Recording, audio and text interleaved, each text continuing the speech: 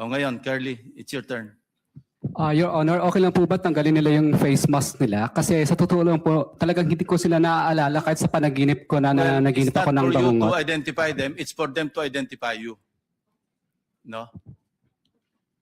Your Honor, wala po kasi akong maalalang transaction at saka That's your nakapas. option to deny.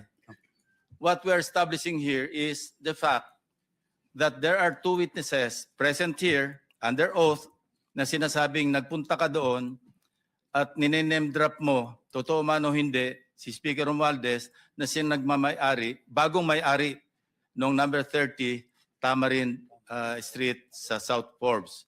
Yun lang naman eh. It's not for you to be able to, hindi naman ikaw ang witness against them eh. I don't know if I'm correct. Secretary Bida, kindly help me out, or Dong, PG Dong. Tama ba yon? Wala siyang karapatan na i-identify yung nagturo sa kanya? Opo. Ang right to confrontation ho kasi kung yun ho ang iniisip ni Mr. Diskaya will come at the appropriate time. But for purposes of identification, ang kakailanganin lang po ay yung taong mag-identify dun sa taong kikilalanin. Thank you, PG Dong. Sige, say your piece. Your Honor, gusto ko po sanang ma-identify po muna yung dalawang nagtuturo sa akin kasi kahit ni minsan po, hindi pa po ako nakakapasok sa South Forbes Park. Hindi ko pa nga alam kung anong mga uri ng mga bahay meron doon.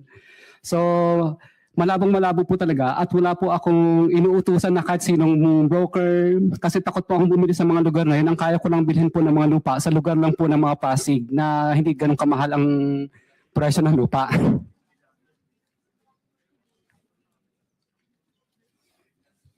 Hindi ko naman sasabing bumili ka eh.